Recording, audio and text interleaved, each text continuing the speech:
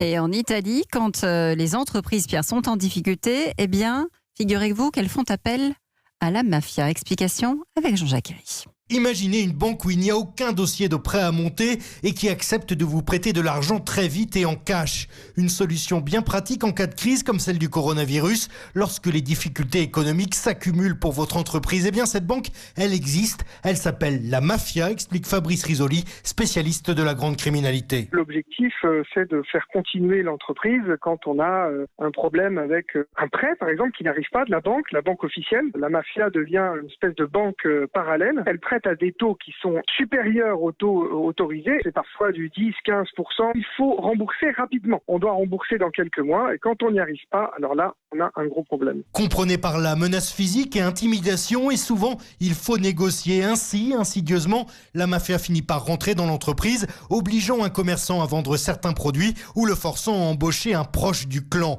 Et au final, le patron ne devient parfois plus qu'un prête-nom. Pour tenter de freiner cette emprise criminelle grandissante, alors que l'Italie sort à peine de son confinement, une seule solution, disent les associations anti-mafia, accélérer le versement des aides promises par le gouvernement et des prêts bancaires.